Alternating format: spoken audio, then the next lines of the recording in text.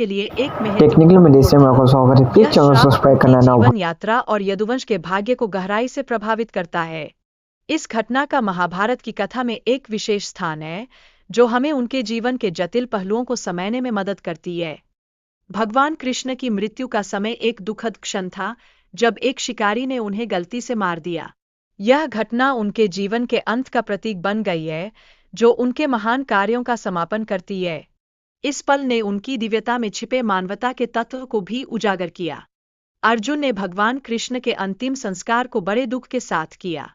यह क्षण उनके प्रति गहरे सम्मान को दर्शाता है। अर्जुन की आंखों में आंसू थे, जो इस बात का प्रतीक थे कि कृष्ण ने न केवल एक मित्र बल्कि एक मार्गदर्शक को खोया है। अब राजा इंद्रद्युम्न की भक्ति की कहानी सुनिए। उनकी भक्ति और उत्सुकता ने उन्हें नीला माधव की खोज की राह दिखाई।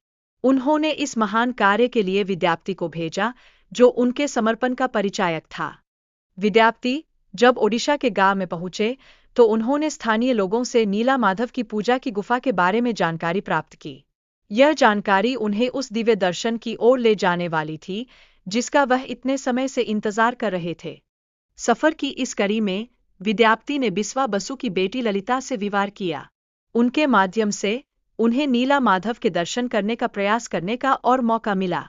यह विवाह सिर्फ व्यक्तिगत संबंध नहीं था, बल्कि एक महान उद्देश्य का भी प्रतीक था। राजा इंद्रद्युम्न ने भगवान नील माधव के दर्शन के लिए कई कठिनाइयों का सामना किया। उनके प्रयासों और संघर्षों का विवरण इस वीडियो में प्रस्तुत किया गया है। उनकी अनथक कोशिशें हमें सिखाती हैं कि भक्ति में सच्ची लगन होनी चाहिए। भगवान विष्णु ने राजा को प्रेरित किया कि वे विश्वकर्मा की पूजा करें। इस पूजा के माध्यम से उन्होंने मूर्ति निर्माण की प्रक्रिया में सहायता प्राप्त की। यह एक ऐसा क्षण था जब राजा ने अपने विश्वास के बल पर आगे बढ़ने का निर्णय लिया।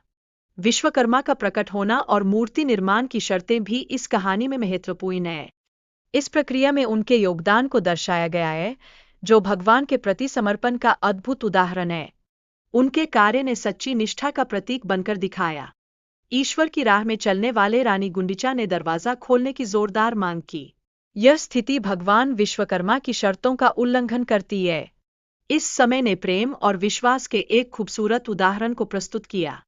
भगवान जगन्नाथ की मूर्तियां अधूरी थीं, फिर भी उनमें श्री कृष्ण का हृदय होने का एहसास हुआ। भक्तों के लिए यह एक रहस्यमय अनुभव था। कुछ अधूरा भी पूरा होने का एहसास कराता है। ये मूर्तियां इसी धागे को अपने भीतर समेटे हुए थीं। भगवान जगन्नाथ, भगवान बलराम और देवी सुभद्रा की पूजा की जाती है। इन्हें दुनिया के एकमात्र जीवित देवता माना जाता है, जो भक्तों की इच्छाओं को समझते हैं।